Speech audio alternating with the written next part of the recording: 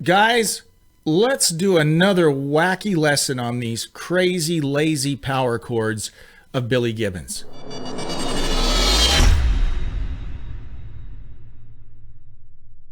Hi guys, welcome back to Classic Guitar Rock. I'm Jeremy, and I want to say thank you to everyone for the response I had to the Billy Gibbons lazy power chord lesson. As of this moment when I'm recording it, it's at close to 190,000 views, which is by far the most views I've ever had on any of my videos. So I want to strike while the iron is hot, right? And we want to talk about Billy Gibbons a little more. But there is some legitimate things we can add on to the things that we talked about. So let's dive in here and look at some more of these. Let's call them position power chords. These are power chords that you can play in one position. And my goal for this lesson is we're going to stay in, we'll do the key of G, and we're just going to stay in these frets. We're not going to leave this position, okay?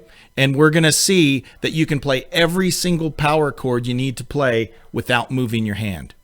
You remember we talked about some of these little double stop chords or fifth chords or fourth chords. Someone gave me a correction on theory, and they were correct.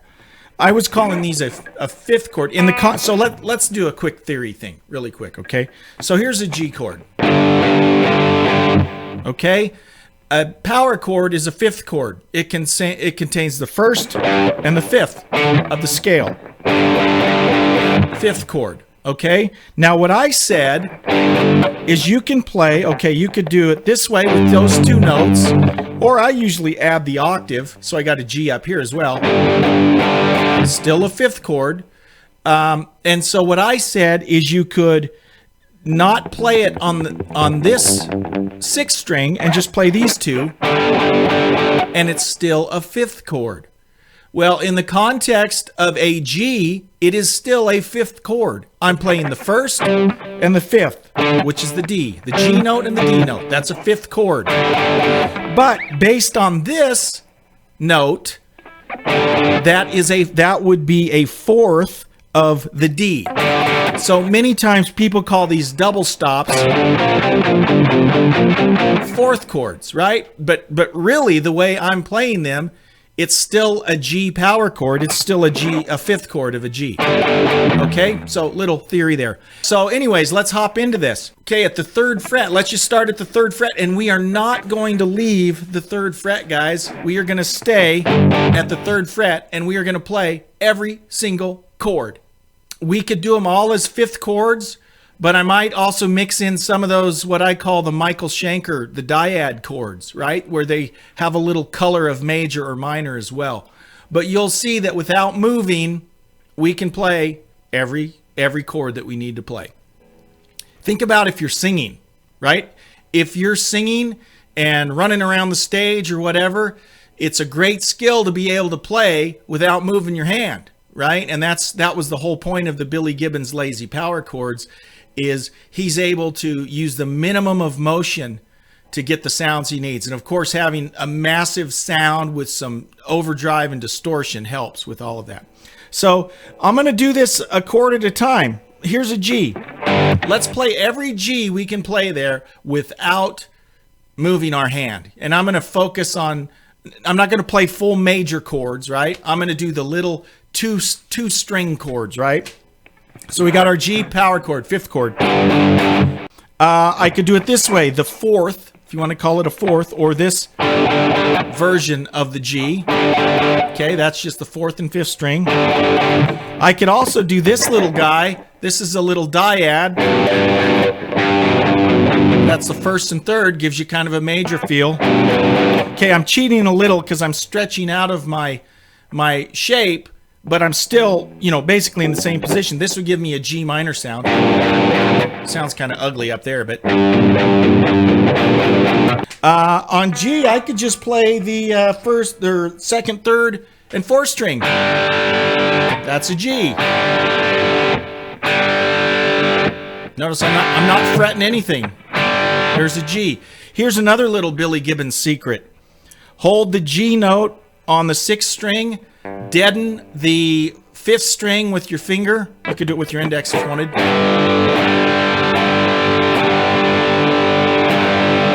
Okay, there's a G. There's a G. That's a lot of G's. How many G's did I do? There's a G minor. Okay, this. Lot of G's. And this one. So there's a G. How many A's can I play without moving? Okay, well, I'm kind of weird in the 3rd fret. I could always do this. I'm cheating a little bit, but I could come up here and play my power chord A there, right? Based on the open A string. I could do this guy. That's the little dyad major form. Dyad minor form. All A's. I could also, and I'm going to show, this one is a little unwieldy, but you'll see it meets the criteria. Here's an A. I'm using my pinky here for this one. I deaden the 5th string, which is the actual A, which is kind of dumb because I could just play it open. In fact, I'll just play it open and I go like this. Okay, but if I was moving that around, you'd want to deaden that A. So for instance, I could use that shape. Notice I'm playing on the 6th string, then 2 frets back and 2 strings up, deadening the 5th string. See? That one's a little unwieldy, but you could do it, right? You could play an A power chord right there. B. I'm within those frets, right? I'm just playing that 4th chord version of the B. So B's a little tougher. I could also come down here and go, there's a B. So still within those 3 frets there. C. Oh, I can play tons of C's. Okay, I've got this. I've got this. I can do the 1 string, deaden the 4th string, and play the open 2nd and 3rd. That's a C. Beginning of Sharp Dressed Man, by the way. It sounds like he's using that lazy G and the lazy C for that opening figure that goes.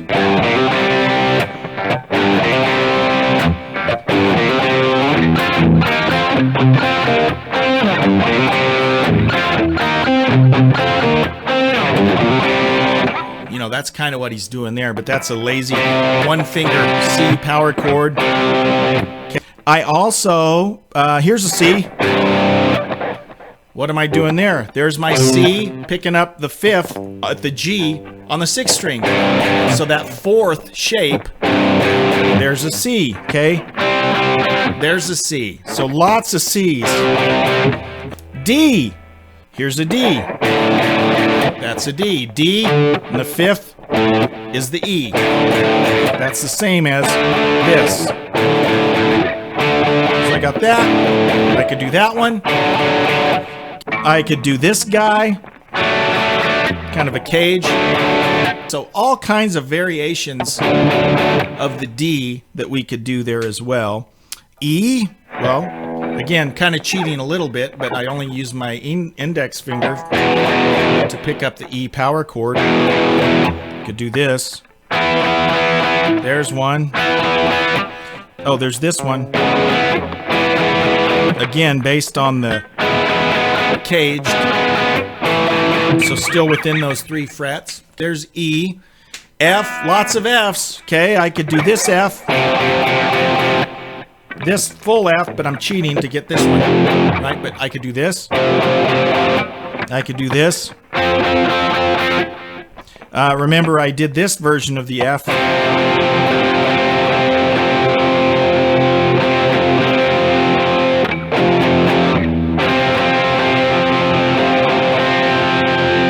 And we're back to G, right? So lots of G's. I just remembered 2 shapes that I forgot. Here's another way to do the G. There's a G. That's with my root is at the 4th string, 5th fret, and then I'm playing the B, which is the 3rd of G, at the 5th string 2nd fret. So that implies that major chord. Okay, so I could go from a C to a G by moving one finger. And you hear that a lot on songs, 38 Special. Okay, and I could do the same thing up here. Here is a G, and I could go to a, that makes it a D.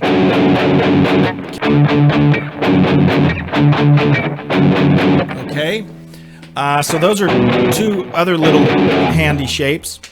So as you can see, guys, what I would do is I would go to pick any little 3-fret region and just milk it for all you can. Play as many little shapes as you can really quick without doing anything. We get like 5 or 6 chords, right? Here's a C. If we want to do the sharps and flats, C, there's a B, or I'm sorry, C, C sharp, D, here is a F, F sharp, G, then we get, there's another F, we get a B flat there, so we get lots of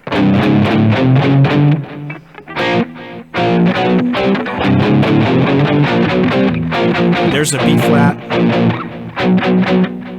B, C, okay. So we get like six chords, 5 chords, just without hardly any effort.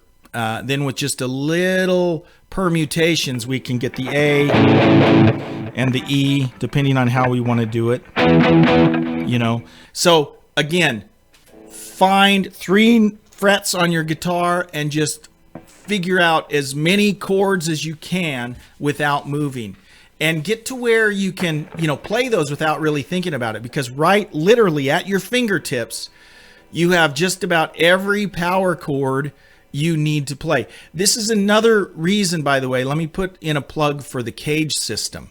Learn the Cage system. You can check out my lesson on the Cage system, and that will help. Ace Frehley, the Doobie Brothers, Jimi Hendrix, lots of guys from the 70s, Billy Gibbons included. Understand that Cage system, and it completely opens up the fretboard to play little chunks of chords all over the fretboard. So at any given time, wherever you are, you have at your fingertips just about every chord you would need to play. Guys, thanks so much for watching. If you haven't checked out the podcast yet, please take a minute and do that. If you haven't subscribed to the YouTube channel, please take a minute and do that too. Thank you so much for watching. I appreciate it. I appreciate your comments, and I look forward to seeing you next time right here on Classic Guitar Rock. See ya. Bye-bye.